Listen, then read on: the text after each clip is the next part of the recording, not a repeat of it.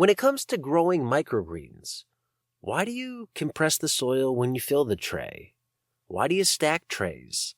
And how much does the depth of your tray matter when it comes to growing good crops? Those are very specific questions that'll be answered in this episode by longtime microgreen grower Chris Thoreau, coming up.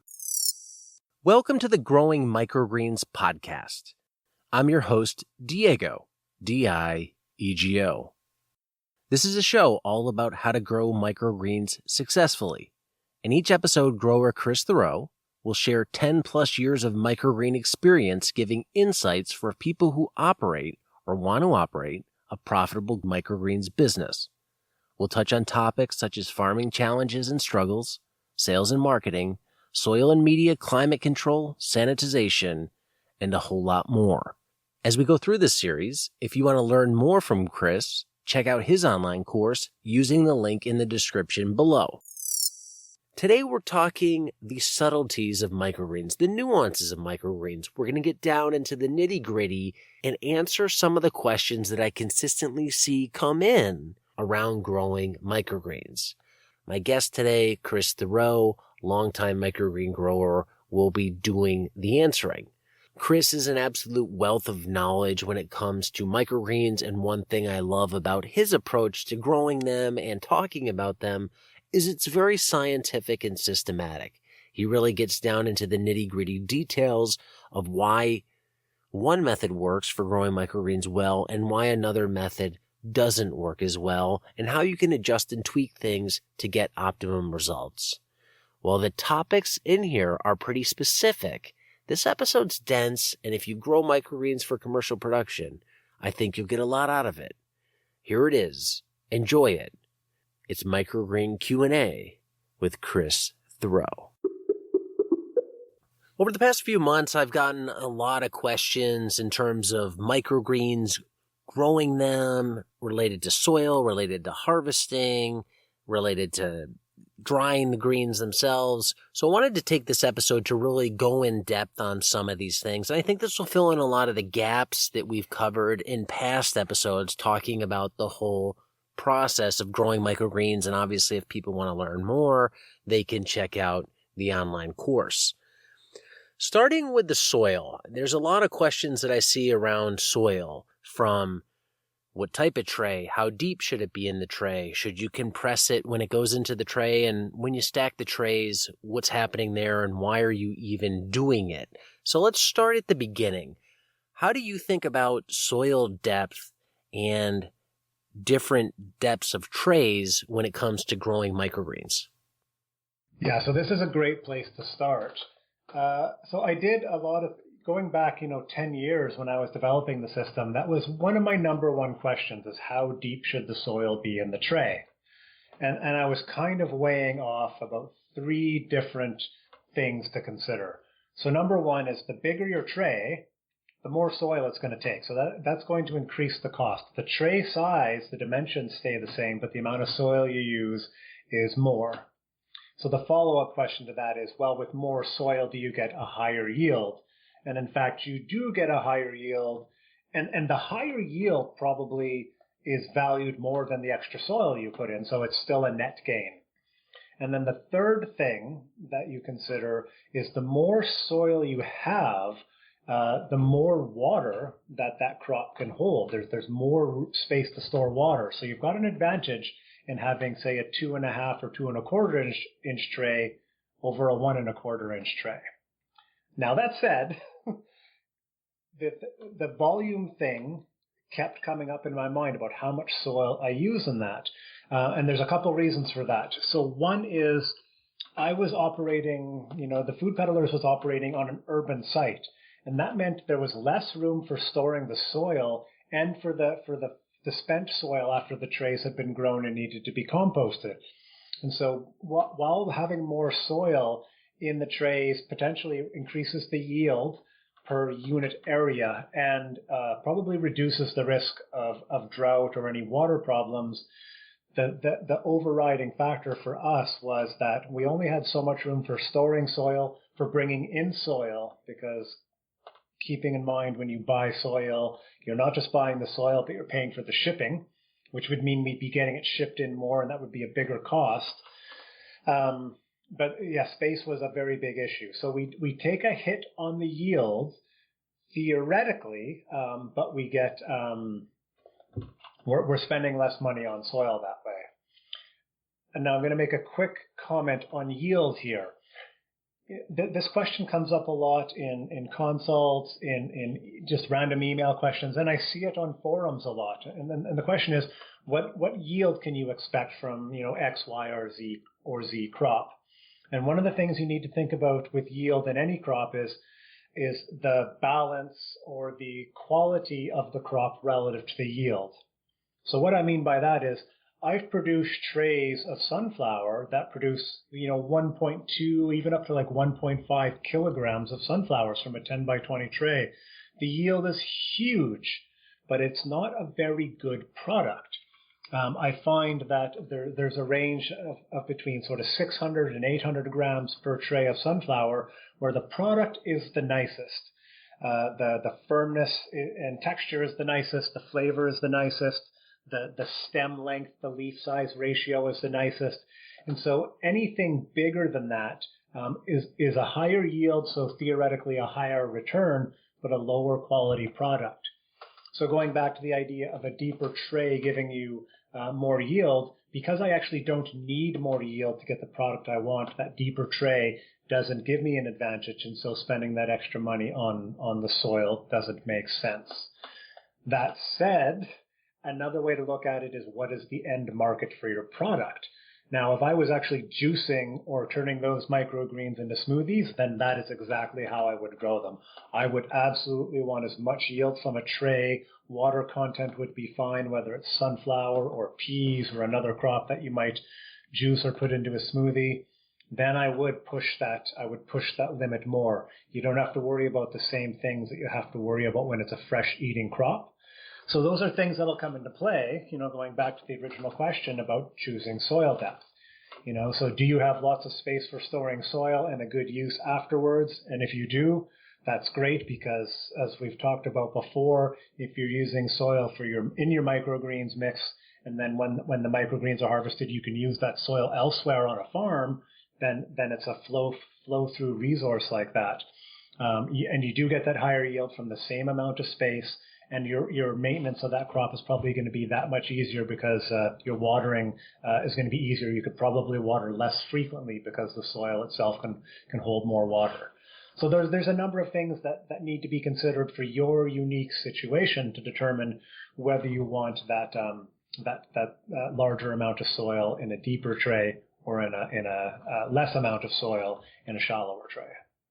How do you view standardization? If you have a variety of crops that you're growing, do you think it makes sense to have the appropriate depth tray for that crop if you are going after yield? Like, say you have a juice market, but then you're also growing some other stuff that is smaller for garnish. Now you have two sets of trays, two different things to maintain. When you're training somebody, you always use this tray. I know that's not super complex, but it's just another variable in the whole process. I like consistency. Whatever word you want to use, different words are loaded, and we have different relationships with these words. Standardized is a bit of a loaded word. We often think about an assembly line or McDonald's, everything being very standardized. But when I think about consistency, the consistency in moving things and in layout and everything, I really like that. And I know we've tried a few times with different trays. And so you've got, you're washing different trays, you're handling different trays, you're doing all these things. And the difference, maybe they seem trivial, but there's just one more thing to think about with that level of sort of customization per crop.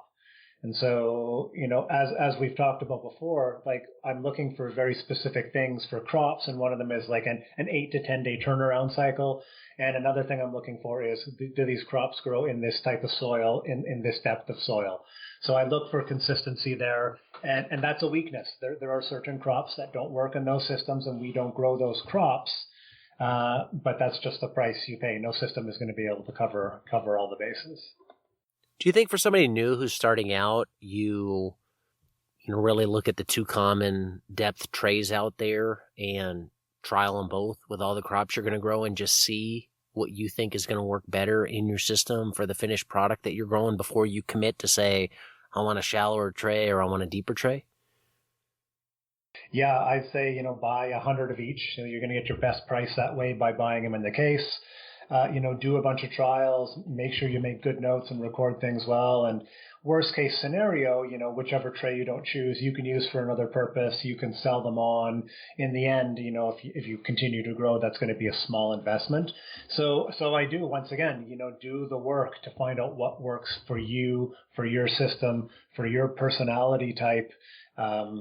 You need to make decisions on what's going to work best for you. So going through that process on your own is good. I think these conversations that we have and that other people bring to the forum and sharing their experience, for some people, they can listen to that and go, yeah, the way he's described that's totally me, and I get it, and I'm going that way. I don't need to do that work. Or other people might go, I'm the opposite. I don't want to water so much. I know from experience that that's something that I have difficulty with. So the deeper tray is clearly going to work for me, all else being equal.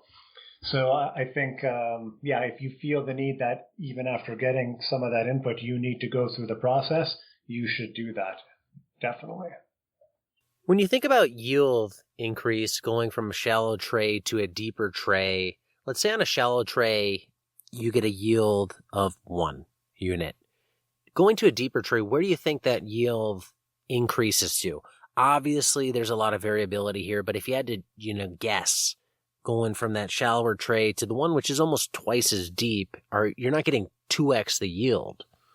No, because keeping in mind, you still have the same number theoretically, or if you're doing good experimentation, the same number of seeds per tray, the same level of competition. There's a little less root competition, for sure, because there's more space for those roots to go down before they hit a barrier and then start moving horizontally where they'll compete with each other. But you still have the same amount of competition for light up top. And so I actually have the figure somewhere from my original data, and I would say your yield could be in the 15 to 30% increase. But once again, be in the shallower trays, I know I can grow more. I can grow up to, say, 1,000 grams within a shallower tray, and still get a decent crop, but it's not the crop I want to grow. So one of the advantages in the deeper soil is you can actually get to, say, 1 kilogram or 1.2 kilograms or whatever, probably a day faster than you would in the shallower tray. So you could get a higher yield on a shorter cycle. What about the soil mix in them? Would you change that up in a shallower tray versus a deeper tray? If we look at what you've discussed, a shallower tray, there's obviously less total soil in it, so it's going to hold less water. But if you wanted to try and get more water holding capacity in a shallower tray, you could tweak the mix potentially and put more of a peat in and less of a sand or something like that. Would you look at that type of approach to a shallower tray if you wanted to go that route? Or do you think, the soil mix that you would use in a shallow tray is pretty much the soil mix you'd use in a deeper tray? That's a damn good question, actually. So I've not changed up my soil mix for a deeper, shallower tray. One of the things that you're always trying to do, whether you're growing in trays or you're farming on the ground, is there's always the balance between the soil's ability to hold water and the soil's ability to release water. So it's not holding on too tight. So I have experience both with microgreens and with ground crops of using mushroom manure. And mushroom manure, even though it really enhances soil quality, it has a way of holding on to water too much. And what that does is it increases your anaerobic conditions. So portions of the soil that don't have air. And those are the conditions in which you're most likely to find disease occurring. So I work very hard with the soil mix to make sure it holds a soil enough, or holds water enough, but not too much. And so with the shallower mix, I would be reluctant to try and change it. I might tweak it a little bit, bring my peat content up and take my perlite content down a little bit.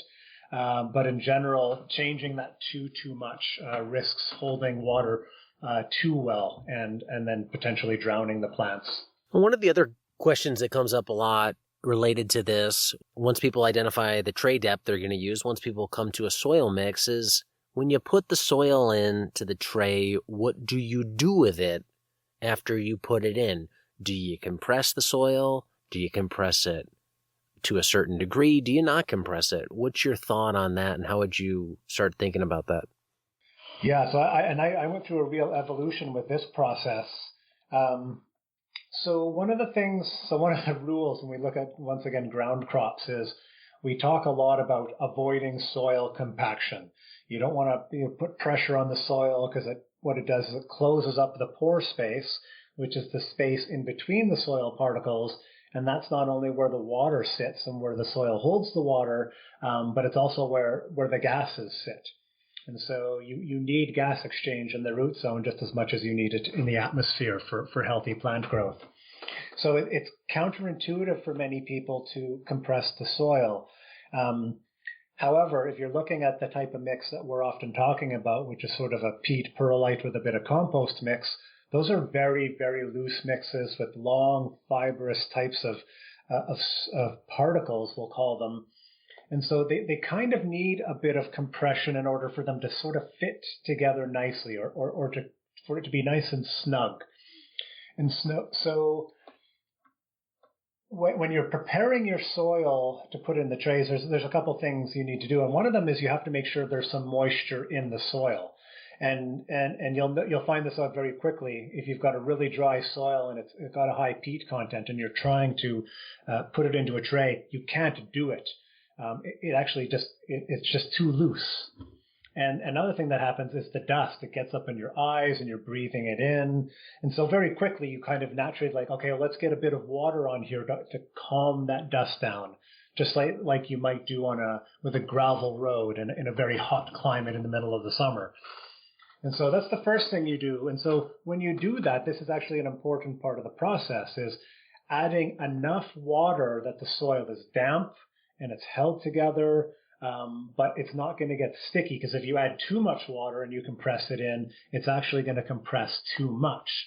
And so, when we're adding water to the soil before prepping trays, we're adding enough to take that dust away, kind of get it uniformly sticking together. And if I took from any section of that a handful of it and squeezed it between two hands as hard as I could, there shouldn't even be a chance of any water coming out of there. It should just feel like what we might call like a fairly damp cloth. And that's subjective, but hopefully people get a sense of what that's like. What you don't want is soaking. You don't want it dripping. You just want it damp enough really to keep that dust down. Another important aspect about that is when you're compressing soil into a tray, you're reducing the pore space, which you need to do in order to make sure there's enough distance between the particles that the water can be held between them, actually. So you want the particles to be fairly close together and not over-compressed. But the other thing is, if you're doing a calculation to determine, well, how much soil should you buy if you want to produce this many trays per week, you use the dimensions of the tray and you go, okay, I've got a 10-inch by 20-inch by 1.25-inch tall tray. The volume of that is this, and I want to do this many trays per week and this many trays per month. And if this is how much soil I want to buy, or how much soil do I need to buy for this time period? And so it's simple math, length times width times height times the number of trays. And that tells you how much soil you need to fill that volume of tray. However, because you're compressing the soil, you need an additional volume to that. So I think if I remember correctly, ultimately I did my calculation and then added 44% to that value. So if I calculated I need 5 yards of soil, actually I'd probably need closer to 7 to 7.5 because of compression. So that changes that calculation if you're trying to be very particular about when you buy your soil and bring it in, because that's actually going to affect your cash flow. You don't buy soil in $10 or $20 increments. You buy it in $500,000, $2,000 increments. And so, if you want to get the timing down so you can make that calculation, that really helps. So start off like adding, say, 30 to 40%, and then you're just going to track that. When I bring in five yards of soil and then I fill a bunch of trays, well, how many trays did I actually fill?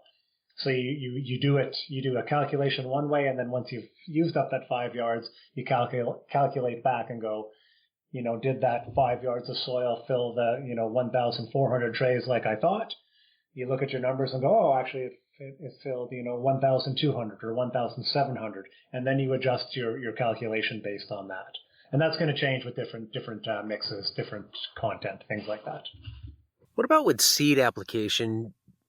Do you ever have a need to compress the soil after you've added seed to the soil? I don't compress the soil after the seed has been added to it. Actually, one of the processes we go through is we would, when we're seeding, and it's been a while since I've done this, so I'm going to try to visualize it as I go. We lay out our trays. We can seed 16 trays at a time. And then the first thing we do is actually we roughen the soil on the surface a little bit. So it's not all flat and perfect. It's a little rough and whatnot. Then we give it a watering because we're sowing something. There needs to be water in the soil now at this point to make sure the seed is going to germinate. And then when we seed over top of that, the soil's got tiny little peaks and tiny little valleys. And so there's a good amount of soil contact with the seed in that way. Then once we're done, we do another watering, so it's our final watering. But then what we do is we get into stacking the trays. I talk a lot about stacking in the workshop, but we're serving many purposes when we're stacking. But one of the purposes, as it relates to soil, is pressing the seed into the soil to ensure contact.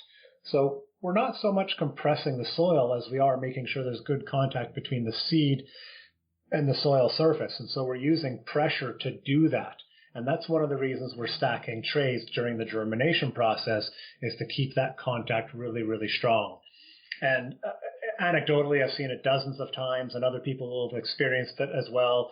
You do all your seeding, you get your trays, you stack them, and then for some reason, maybe you don't put a weight on top of one of the stacks, or you set a tray aside and forget to stack it, even though it's covered, and then you go to uncover your crops, and you can clearly see that tray is not going to have germinated as well. And a part of that is there's not as much contact with the seed and soil, and so there's less surface area for water to move into the seed to facilitate germination. So when you think about stacking, I mean, that's the main advantage of stacking right there, right? Is you're pressing the seed into the soil. Yes, and or is there other stuff happening as well? Yeah, so there is multiple reasons to stack. So another reason would be if you look at a square footage basis and not thinking about vertical space, you can put one tray in a space, or you can put 3 trays there. So if you've got them stacked, you're making much better use of that space. And so the way the food peddler system is set up is there's quite a small area for germination, which is a little warmer than the growing area because that's really crucial for germination. And we can fit, tons and tons of trays in that little area that we then uncover to get into the growing cycle, and it goes into an area that's 5 times as big. So it's a much better use of space because you don't need to have stuff all laid out for germination. It's just germinating. It's in the dark. You don't need light. You do need airflow, so fans are important, but it makes very good use of space. Another thing it does is it's keeping light out. And so you actually don't want too much light too early in the process. With the dark, it does cause the plants to stretch a little bit, and so that's going to help them get a little taller. And light when it's causing the creation of chlorophyll, chlorophyll's bitter.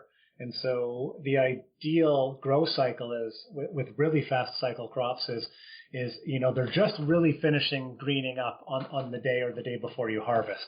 And so there's sort of a nice amount of chlorophyll in there for a healthy plant, but not so much that it's starting to get bitter because of that. The fourth reason for stacking, I think that's what we're at, is the pressure which I've alluded to, it makes the sprouts and the microgreens stronger. They're pushing up a tray above them. And that pushing gives them a much stronger stem, which gives you a more stable crop.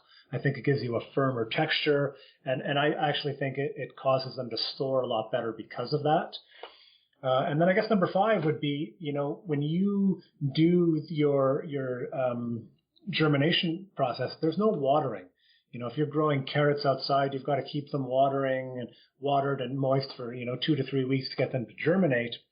With the stacking, there's nowhere for the water to evaporate to. So once you've done your initial watering and stacked them, you don't have to think about that again until you uncover them. So, stacking really has multiple purposes, and all of them play a very, very crucial role in giving you a really good end product. When you stack, eventually you have to unstack. Tips for people in terms of when to unstack? Is there a too long or a too early? So my rule of thumb is to always unstack earlier than later, if for whatever reason.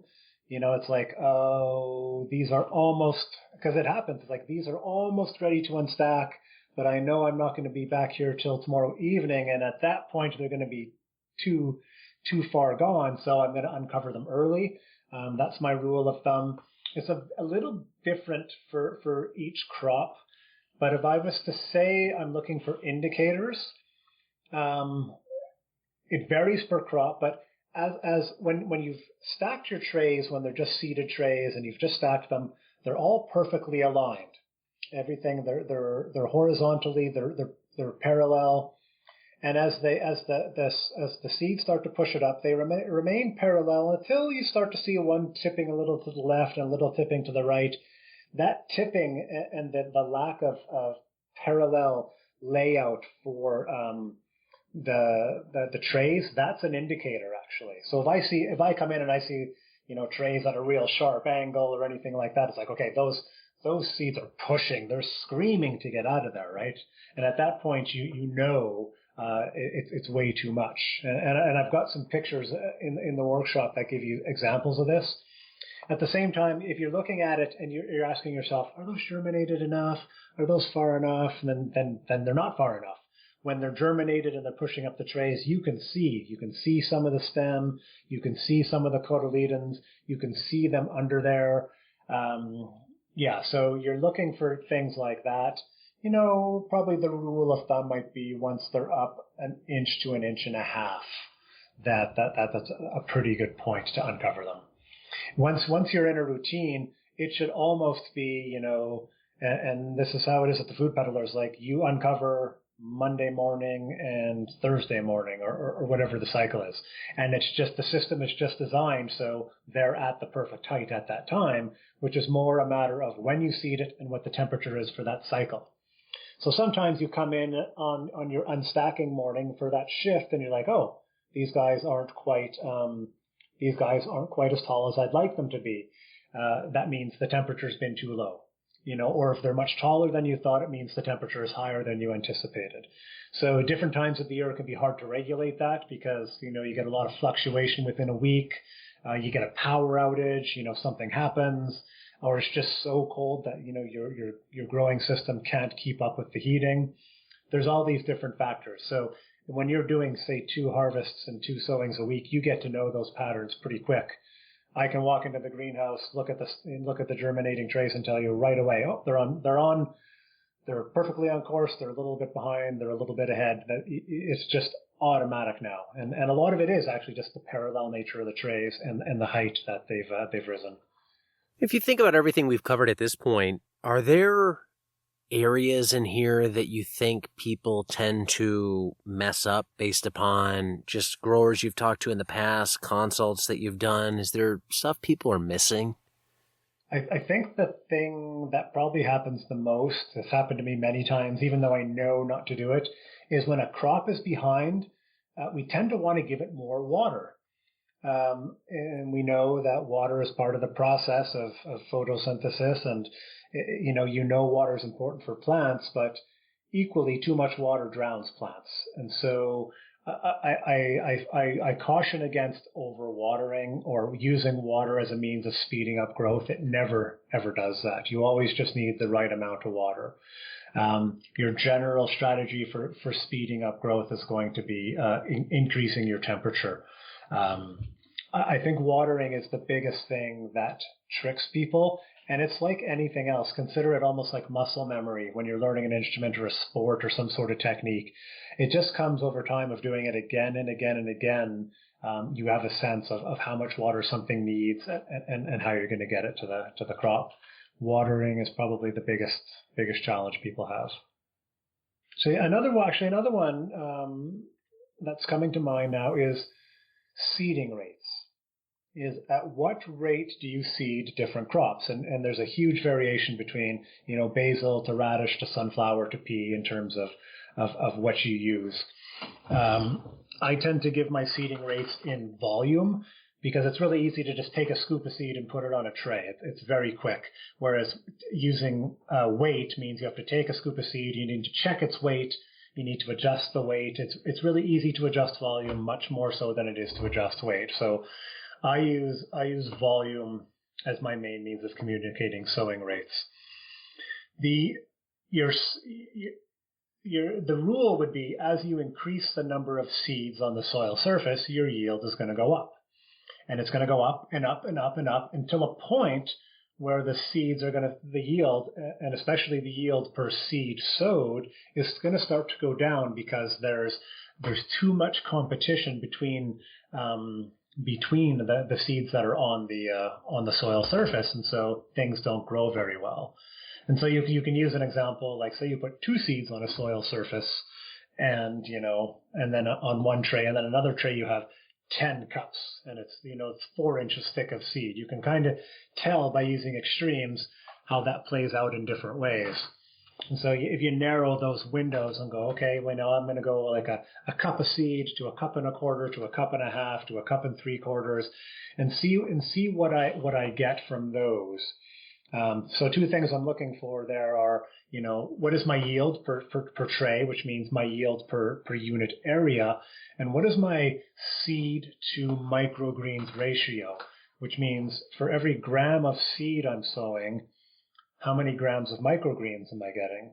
And so that'll vary a bit as you get to the peak, your peak production, where you might say, okay, if I sow at this rate, I'm getting a 4.5, I'm getting 4.5 grams for every gram of seed I sowed, and that's as high as I can get it. So that's my best return for making that seed into something more. It's gone up, 4.5 times. But if I add more seed to the tray, it actually goes down to 4.2, but my overall yield goes up. And so then it's a matter of, are you trying to get as much yield from that space as possible, or do you want to maximize the use of your seed to make that as efficient as possible? There's 2 sort of competing philosophies about that.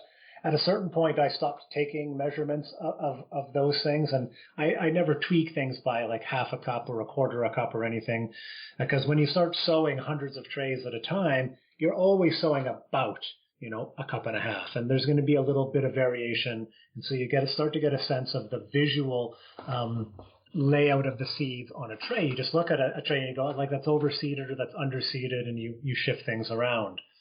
Now, the trick is your seeding rate within a certain crop will change depending on the seed.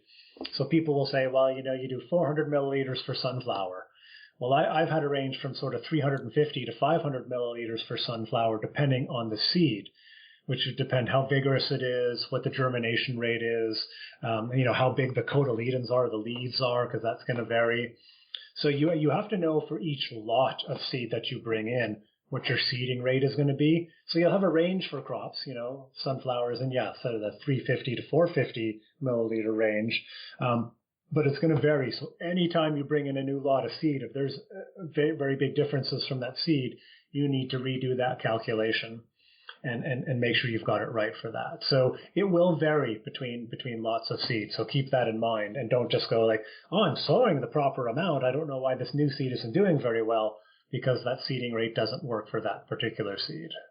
When you think about yield of your final product and what that yield is in terms of both quality, that could be taste, texture, that could be volume or weight, and that could be size, all based upon what the end user wants. There's many things you can do to tweak that end yield. You can go to the deeper tray. You can put more water in. You can change your seed density. Light conditions and temperature probably affect this. If somebody's trying to optimize yield with all these variables in there, which one do you think you start to play around with first and not get in this mix of, well, I'm changing seeding density and I'm changing the amount that I water and I'm changing soil depth?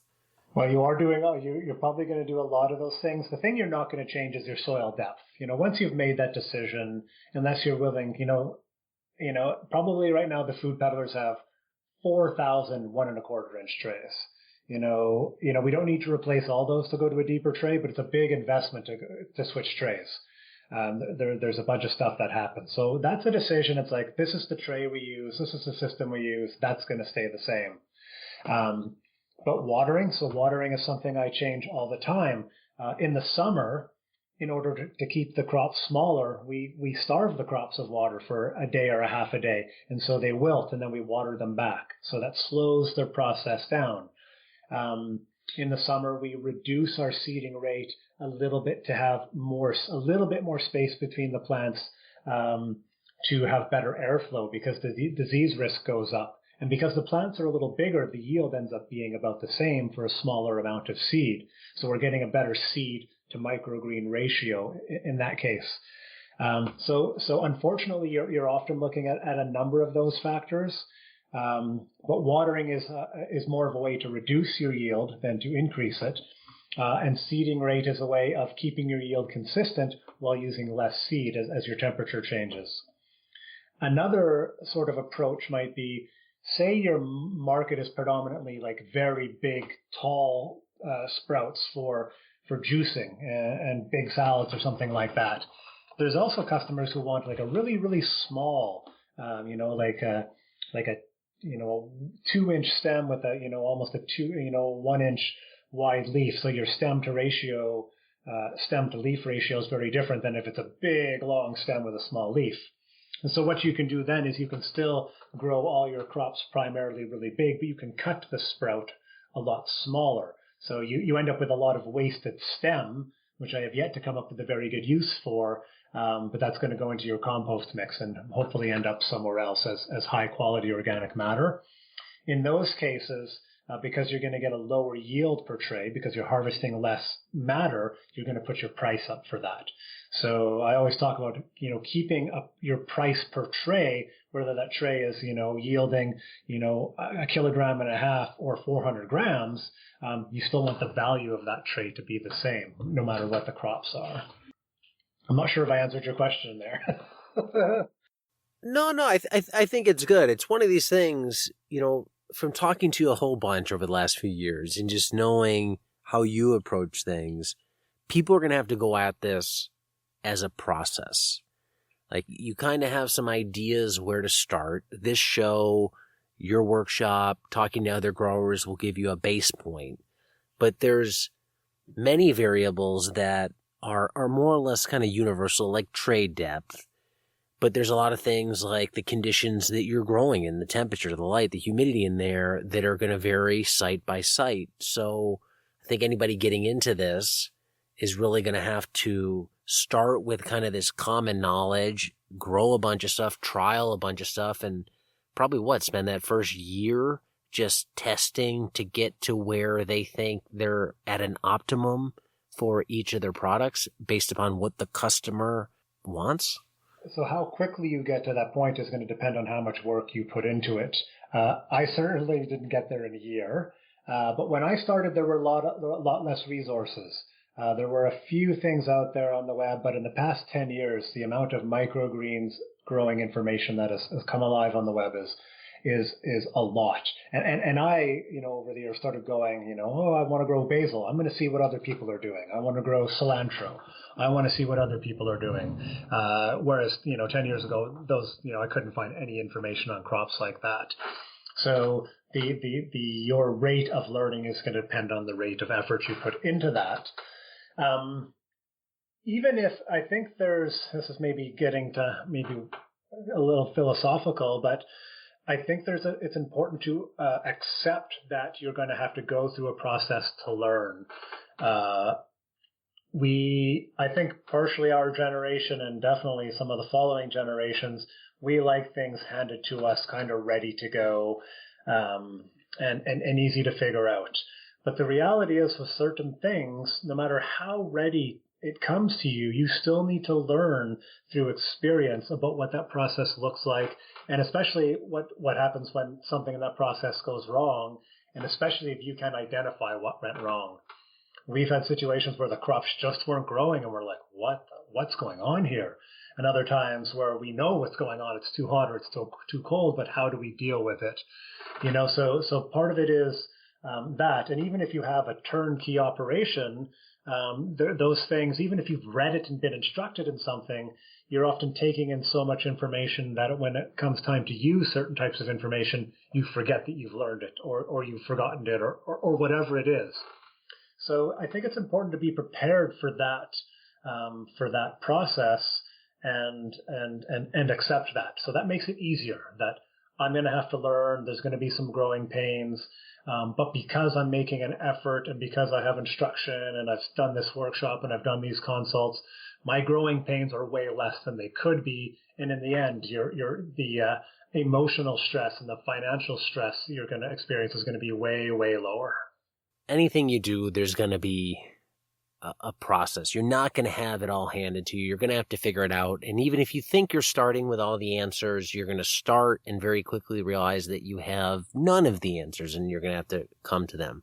A little addition onto that is I think an important part of the learning process is either teaching other people or dialoguing. And I think I've confessed this before, but I've learned some of my most profound and deeply moving microgreens, lessons in our conversations. And it's sometimes not until I'm explaining it to you or I've explained it to somebody else that I don't realize how fully I do or do not understand something. And so that's that dialogue in whatever way you have it, whether it's with your coworkers, whether it's with a mentor, whether it's with a consultant, whether it's whatever it is, some online forums, that is a huge key that accelerates your learning exponentially. I know you started your career with microgreens growing one crop. You went to market with one crop. For somebody new starting out or somebody who's trying to really clean up an operation or get it back on track or get it on the right track, how do you advise people to say, how many crops do you take on to start with?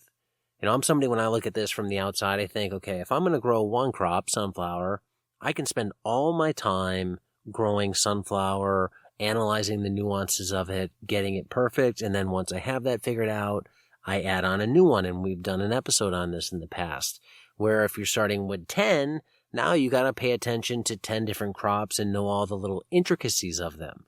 Obviously, if you start with one, you can only sell one, and that's a tougher go. If you have 10, maybe that's better for your market. Given your experience growing a whole bunch of microgreens, trying a whole bunch of different crops, for people that are having issues or starting out, do you just limit that to a few crops to start? I think so. I think we have a tendency to take on too much. I could just be speaking for myself there, but I see it a lot. We want to start at the end point. And I keep talking about it's important to build up to the point where you sell 10 crops or 15 crops. You don't start there.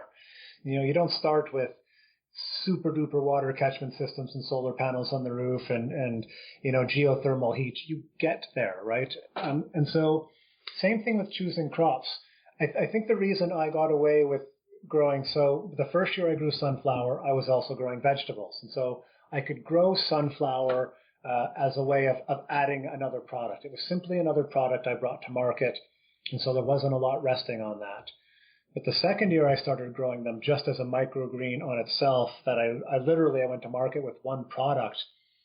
There was a bit of risk in that, but there was a couple of things that I took into consideration, and I've talked about this before, is that it's more than, in that case, it was more than just the product, it was the whole package that I offered. And so it was a unique product that nobody was carrying at the market.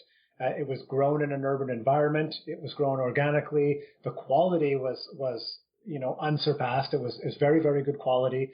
I brought it to market by bicycle. So people were intrigued with the package. And in my initial year of doing that, I would sell $500 in one single product or more at a farmer's market. I couldn't go to that same farmer's market now, 10 years later or 9 years later, and do that. Many people have microgreens here and there as add-ons at different points in the year. There's a lot of good quality products there, so you couldn't do that. So you need to know what your market is and what your market can bear. And if you've got a fairly good market that has a good weekly crowd, and there's nobody selling any of those products there, you could probably start with one. Or if you want to add a product to a product line you've already got, you can start with one. So that's going to depend on your situation. The other advantage of starting with one is, you're not throwing yourself in over your head. You're not buying 3 different types of seed, marketing 3 different types of crops, which you may market very differently to very different audiences, whether that's CSAs, chefs, farmers markets, different types of chefs at different types of restaurants. There's different approaches there. So it takes some of that pressure off. And if you're just doing one crop, chances are you're not doing it full time. You've got some flexibility, and so it's something you can play with while you're living the rest of your life and doing these other things, maybe exploring them at the same time, or already researching your second crop in another way. So you need to really know, again, what your market is, what your situation is, what your capacity is in order to do that. In some cases, you've got an operating farm, you've actually got the infrastructure, there's a team of you, you add a crop, and then 3 weeks later you add another crop, and you can add your crops quickly. And so you're still doing one crop at a time, but you're actually adding them in very, very quick order. So know yourself, know your market, and I think a lot of people will grow into this stuff, no pun intended. Like you get better at handling the variability and adapting the more you do it. At least that's my take on things. It happens. It actually happens against your will. You learn when you're in a learning situation whether you want to or not. And I think that's, not to wax philosophical again, but I think it's why you get, like, in certain workplaces, there's certain training you have to do. If you go into a workplace and you have to do cultural sensitivity training, you have no choice but to learn that. And even if you're resistant to it, you now have these new ideas, these new values that are implemented into your knowing of the world. And so whether you like it or not, that learning is going to cause you to change. And the same thing happens with learning to play an instrument or learning to grow a crop. That change takes place. So that learning process is very important of becoming an expert, basically. And as people learn more, they evolve. When it comes time to harvesting, there's a lot of ways to harvest microgreens, from your machete technique, which you did at one point in time, to, I recently saw a video Curtis put up of, he visited a huge microgreens growing operation on the East Coast that was using essentially a bandsaw to do a large number, 200 flats or something like that a day. For somebody who's a smaller grower, doing somewhere in the range of 10 to 250 flats a week, how do you approach harvesting in terms of equipment to harvest when you're trying to make it efficient, yet make a clean cut that's going to make a nice product? Your 2 basic cutting options to start, assuming you're just starting small and working up, are going to be either scissors or a knife. And as a general rule, I've really leaned towards the knife. And the reason being, which I always summarize, is that a knife cuts, but scissors tear. And if you do some cutting of any microgreen with scissors and a knife, and then you take a look at them under a dissecting scope, you can actually see the difference. You can see how clean the knife cut is. It's just a slice. It's natural. Whereas with the scissors, you can see like ripped ends. And what ripped ends mean is more surface area. And, the basic tenet of rapid decomposition is increase your surface area and things will break down quicker. And you'll notice that in microgreens that you cut with scissors, the ends will start to brown quicker than if you cut them with a knife, assuming you're cutting them well with a knife and your knife is sharp, which moves on to you need to sharpen your knife a lot. And it took me a long time to learn that lesson. I do not know why. And the way we do knives now is we've got both a sharpening process and a honing process. So honing is when you take a steel, and you see chefs in the kitchen doing that, and they're taking the knife and they're running it quickly along this long steel cylinder called a steel. And the reason they do that, while people think of it as sharpening a knife, it's not technically sharpening, it's called honing. And so the way a knife dulls is when you're using it, it gets these microscopic wiggles in the blade. And it's over time that makes it dull. So if you're using your knife frequently, you're also frequently honing it on the steel, and that removes those wiggles, and you're really just gliding the knife across the steel very, very lightly. You wouldn't push as if you're doing it on a sharpening stone.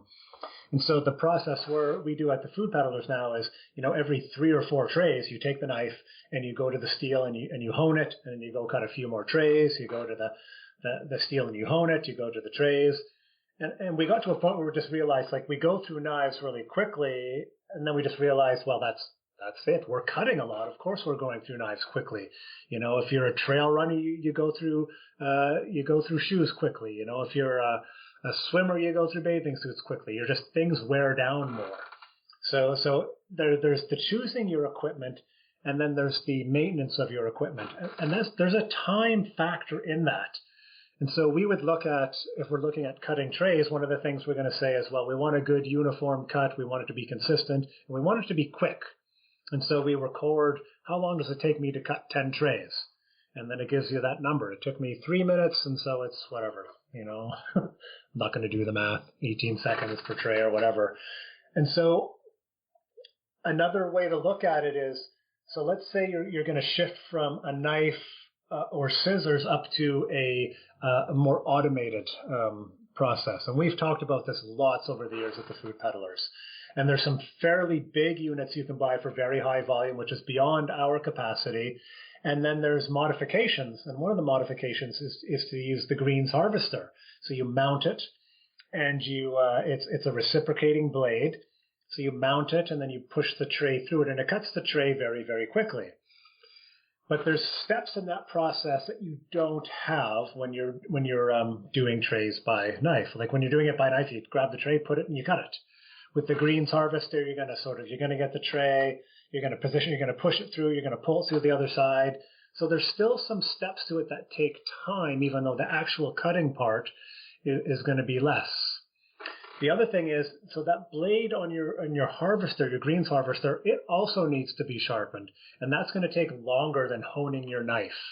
And so there's this other aspect, and it's actually more of a specialized sharpening process in order to do that as well. So that takes some skill to learn. So there's a different time commitment you have that's separate from the harvesting process itself, but crucial to making sure that it's that the harvesting process remains efficient by having a sharp blade. So these things do need to be balanced against each other. And then, of course, the more elaborate or advanced your system is, the more it's going to cost you. So you've got to think about, is that money worth it? Are we getting enough of a return by investing in this machine as opposed to doing something by hand, by knife, or by scissors? So yeah, I'm of the sharp blade mindset, and I'm actually still of the opinion that the machete is probably still the best way to do it. It's just a little dangerous, and so there's that whole thing to think about as well. It's just sharp knife, smooth cut, done. Is the smooth cutting eliminating like the browning of an end or the way that green holds post-harvest? It is. So there's two, depending on the microgreen, there's two factors, and one is exactly that. If you've got, think about like a frayed rope. If you've got a rope and you make a nice clean cut and then you cauterize that end, it stays. But if you kind of like saw it through a rope and it ends up being really frayed, that rope's going to start to untangle and fall apart. And so what we're trying to do is maintain the integrity of the stem with a good cut. And like I said, if you've got access to a dissecting scope, which generally it magnifies things about 20 times, cut some microgreens with scissors and cut them with a knife, and you can physically see the difference, the tearing versus a nice clean cut. And you can also see the difference between a sharp knife and a dull knife. And you can also see, when you're thinking about cutting, you're cutting a portion of a tray at a time usually. You can tell when somebody has slowed down when they're doing a cut, as opposed to keeping a good fast motion through the whole thing.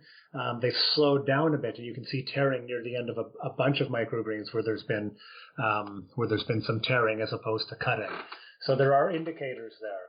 And what you will see is you will see browning on the ones that are more frayed, that have a higher surface area, than on the ones that have a nice clean cut and a flat surface. So it's a similar concept when we're pruning. If we're pruning trees, you want a nice clean cut. You don't want to be, you don't want to have a bunch of points sticking out and frayed wood. You want it nice and clean, a flat surface so it can heal very, very well. Now, one other topic that I tend to see questions on is forget knife, forget scissors. Don't harvest at all and just sell a live tray of microgreens to an end customer. Have you tried that in the past, and what are your thoughts on it? So this is another one of those topics I've had a lot of conversations about, put a lot of thought into, and over the years, so the Food Peddlers does very, very few live uncut trays. The one product that we do that with is wheatgrass. And that comes down to basically accommodating the wheatgrass purists who say, you need to cut it and juice it and drink it within, a second. They're very adamant about the quality in that timing. So cutting wheatgrass and bagging it and shipping it, and even if somebody juices it that day, the purists are like, nah. That's not how you do wheatgrass. We don't have a huge wheatgrass market, but that's sort of the take on that. We do bagged stuff as well because there is a market for that, but we do those trays. There's a couple things to consider with trays.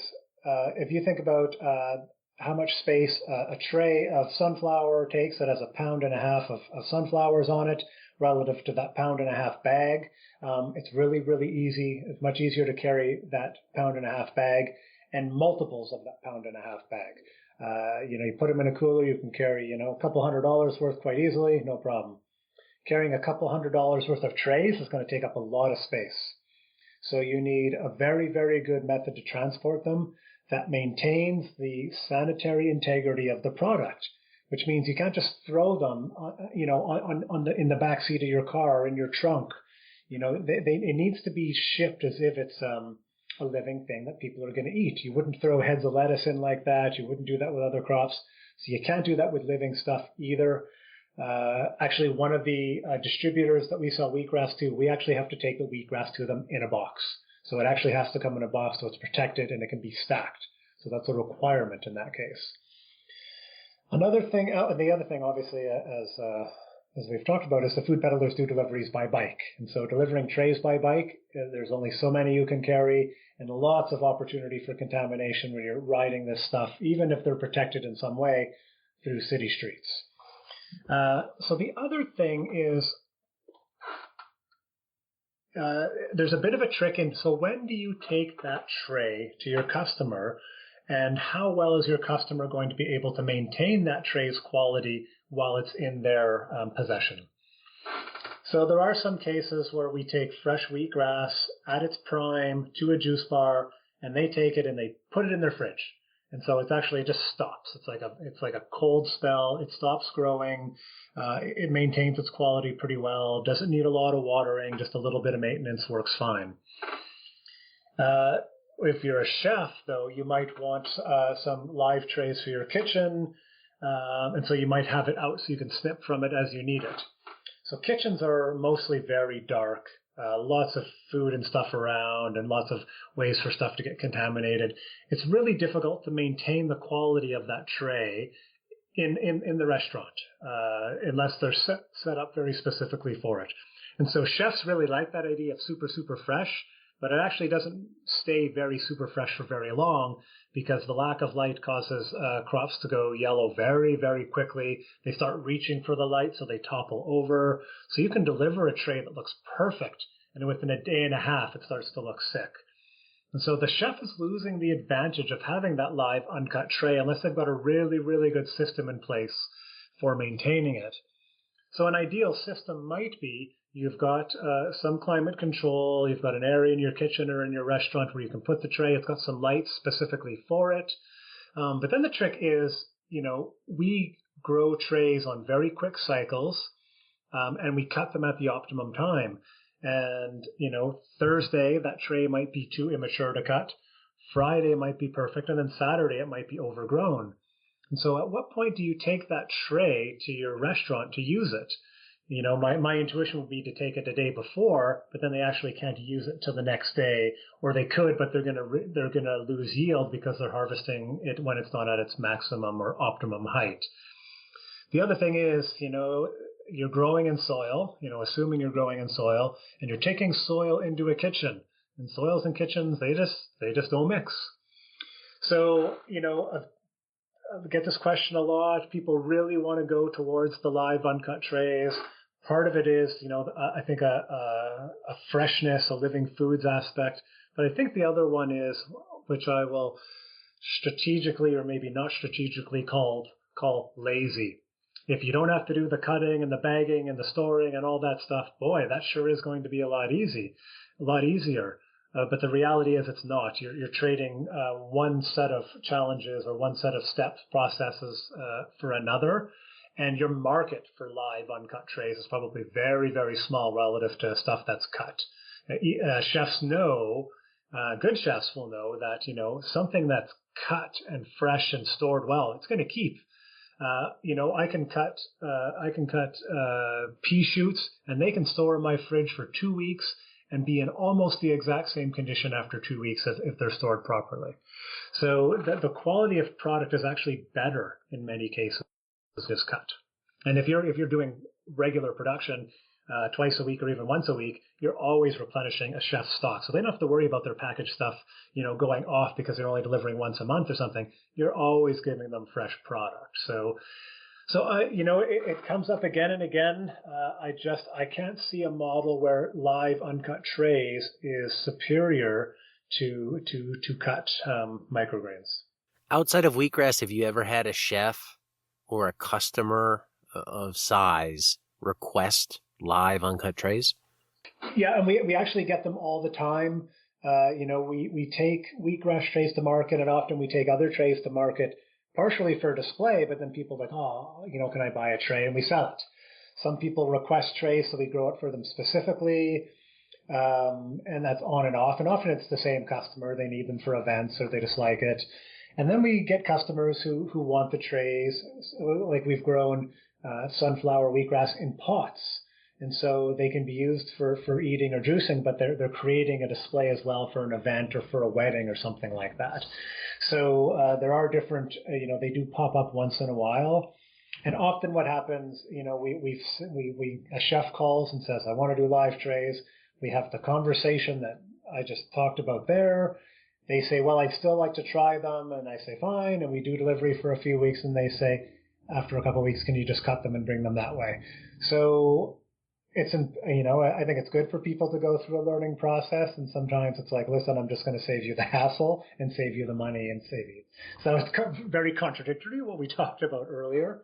But as a what I'd like to call like an ethical business or a business that's looking, at many different aspects of contributing to society, I'm looking out for our customer in that way. And I'm not giving them that advice to say, it's just a hassle for us, so why don't you do this instead? It's like, no, it's a hassle for us because of all these reasons, and it will be a hassle to you. And if there was a market there and people really wanted them, I'm sure we would find a system to make that make sense. but the combination of not having great systems to maintain them, to deliver them, transport them, and not having demand makes it kind of not that compelling of an argument for me. I'd love to hear feedback from people listening to this, and from whether it's through email or comments, how you make it work, and the amount of effort that goes into that, and whether that's better than cutting them. And hearing you talk on it, it's one of those things that goes back to something else that we talked about earlier in the episode. If you're selling a few trays to a few customers live uncut, but you're cutting everything else, again, it's just another process to do, another thing to maintain. So if I'm doing this, I'm doing it all in. I'm either selling everything live uncut, or I'm cutting it all, versus trying to have to do this for one customer and this for another one. Yeah, and actually the way the food peddlers do it now is we don't, with the exception of some very local wheatgrass deliveries.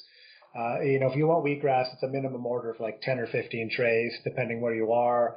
And if you want a tray, like a single tray as a one-off, you have to come and pick it up. We're not going to deliver it to you. So we can accommodate that to a degree, but we generally don't go out of our way to do it. I think a thing I'd add to that is if I'm a restaurant or a juice bar or a cafe and I want live microgreens, you need to actually develop a system to grow them on site. And so you're growing them there, you're maintaining them there, you're still actually cutting them, and washing them and whatnot and using them that way, but you may be cutting them daily. So you're cutting them and using them that day. And like, how fucking fresh do things need to be? I don't think there's any, I actually used the term as a marketing slogan years ago. I call it unreasonably fresh. Like, our stuff is unreasonably fresh because we cut it and we deliver it to you within a few hours by bicycle. Like, that's unreasonable. That is the freshness of privilege. And so if it's not good enough for somebody to deliver you something, fresh cut once a week or twice a week, your expectations of what fresh needs to be are way out of proportion to, reality. And it's a real indicator of maybe just a little bit of a sense of overprivilege we've got at this point in history that gets us thinking like that. Sorry, that's kind of like a little bit of a rant, but how fresh do we need things? What we need are, businesses that make sense, that contribute to communities, that are economically viable. And these customizations and things like that are the things that actually make that very, very difficult. So part of the education with customers is like, in order for us to run a sustainable business with very tight margins, you can't be making stupid requests like that. You've got to, see the system we're offering and either let us know if you see value in it or not. There you have it, microgreen grower Chris Thoreau, and some thoughts on unreasonably fresh. If you're somebody out there who's selling microgreens by the tray, live, uncut, send me an email. I'd love to chat more about doing a podcast episode with Chris to talk about how you're doing it. Now, a couple constraints to that request. When I say selling live, uncut microgreens by the tray, I mean in volume. Let's say you're selling 20 trays or more a week consistently, and you've been doing that for well over 6 months. Like, there's an established trend here. If you do that, it's working, you're making money doing it, and you want to share your story, shoot me an email, Diego@permaculturevoices, and we can talk about chatting more on the show. And if you like a lot of this drilling in on all the fine details that go into growing really good microgreens, and you want to learn more from Chris, be sure to check out Chris's online course, the Growing Your Microgreens Business Course. View sample content from that course and learn more using the link below in the notes for this episode. If you're starting a microgreens business, or if you're having trouble growing microgreens in your system, I highly recommend you check out the course. Given Chris's experience, I think you'll get your money's worth, and it'll really help you out. Once again, to learn more about that, visit the link in the description. Thanks for listening today. Next week, I won't be back with a new episode because I'm going to take a week off, but I will be back in 2 weeks with another small-scale farmer making a go of it. Between now and then, keep hustling and crushing it. And stay tuned for that episode, where it's all about farming small and farming smart.